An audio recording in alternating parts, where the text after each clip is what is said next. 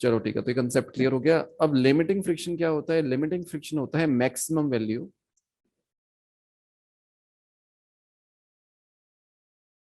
Of static friction.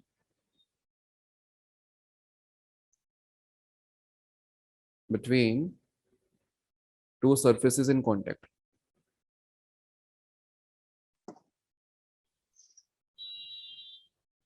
और यहां पर हम एक टर्म डिफाइन करते हैं जिसको बोलते हैं कोफिशिएंट ऑफ फ्रिक्शन।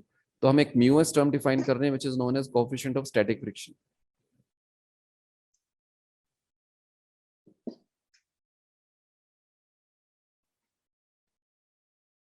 ओके, अब ये जो वैल्यू है ये आपकी पॉजिटिव होती है। Mu S is positive and so it is greater than zero, right? This value is always positive. यहाँ तक क्लियर?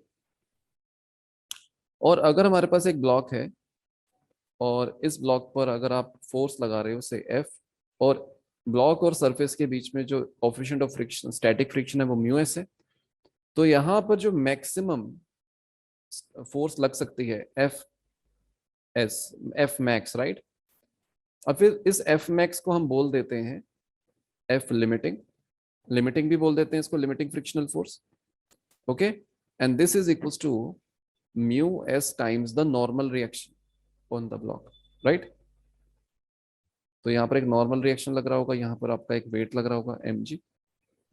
तो इस केस में आपका जो लिमिटिंग फ्रिक्शन होगा which is the maximum value of static friction, that will be mu mg। यहाँ तक क्लियर हुआ? तो इसका मतलब अगर आपको इस ब्लॉक को स्लाइड करना है, you have to exert a force which is greater than this, right?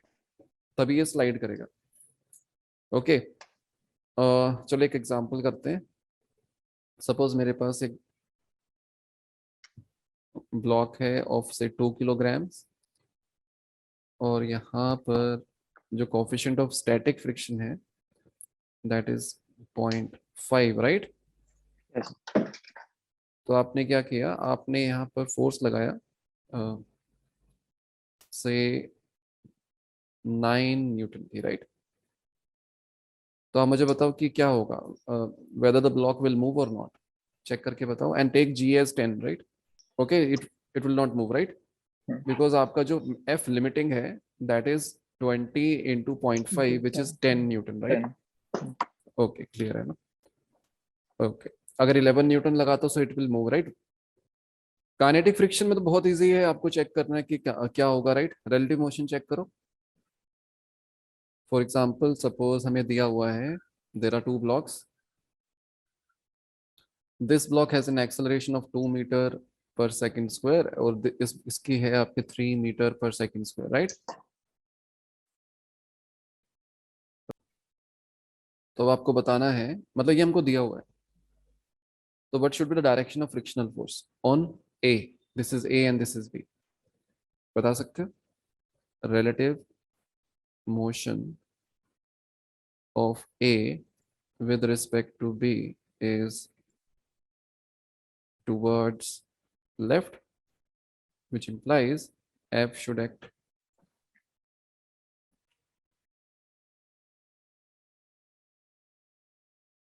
चलो डायरेक्शन आपको निकालना आ गया, राइट? कैसे चेक करना है?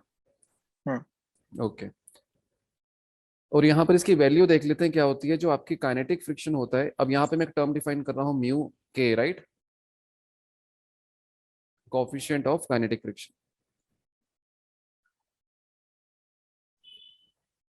तो काइनेटिक फ्रिक्शन कब एक्ट करेगा? जब रिलेटिव मोशन होगा, दोनों अलग अलग एक्सेलरेशन से मूव कर रहे हैं। और एफ के आपका होता है म्यू के इंटू एम। क्लियर? ओके, तो इसमें आप बताओ मुझे, अगर हम एक फोर्स लगा रहे हैं से दिस इज 37, दिस इज 10, यहाँ से 2 लग रहा है एंड 2 kg ब्लॉक है, से यहाँ से 1 लग रहा है, राइट? राइट। और यूजुअली हमारा क्या होता है, यूजुअली आपका जो म्यू के होता है it is less than mu s. General case, generally mu के is less than mu s, right? तो आपका जो लिमिटिंग वैल्यू होगा काइनेटिक स्टैटिक फ्रिक्शन का, that is always greater than the kinetic friction. Okay. But अगर आपको question में नहीं दिया हुआ है कि दोनों अलग अलग हैं तो दोनों को सेम ले सकते हैं। सपोज क्वेश्चन में आपको दे दिया म्यू इज 0.6, राइट? अगर ऐसा दे दिया क्वेश्चन में तो आप इसको स्टैटिक भी ले सकते हो, काइनेटिक भी ले सकते हो, दोनों। अदरवाइज आपको अलग अलग दिया होगा, म्यू एस इज 0.6, म्यू के इज 0.5, इस तरह से दिया होगा, राइट? ये क्लियर हुआ? सपोज आपको दोनों चीजें यूज हो रही है, म्यू के भी यूज हो रहा है, म्यू एस भी यूज हो रहा है, पर ऑप्शन में क्वेश्चन में हमको केवल एक ही वैल्यू दी है, राइट? इसकी वैल्यू बहुत आसान है, ये तो हमेशा कांस्टेंट रहता है, एंड दिस इज म्यू के एन। चलो इस केस में आप मुझे बताओ व्हाट इज एक्सेलरेशन, और आपको दिया हुआ है mu S is 0.5 and mu के इज 0.4। सो यहाँ पर हमारे पास है this is 6 newton, right? This is 10 newton, यहाँ से 1 न्यूटन है, यहाँ पर आपका 8 newton, and there is a normal reaction in the upper direction. Weight आपका है 20 न्यूटन, राइट? तो नॉर्मल रिएक्शन कितना आ गया हमारा? 28, and your F limiting will be 28 into 0.5, that is 14 Newton, right? अब जरा यहाँ पे चेक करते हैं। इस केस में आपका जो एक्सटर्नल फोर्स है in the horizontal direction, right, वो कितना है? 16 माइनस 1, 15, राइट? सो इसका मतलब 15 Newton is greater then 14 Newton, so it implies block will slide. So now इसको ऐसा देख सकते हैं, there is a 15 Newton force and there is a frictional force, kinetic friction, right? Now this Fk will be 0.4 into your normal reaction, that is 14, right? Sorry, 28.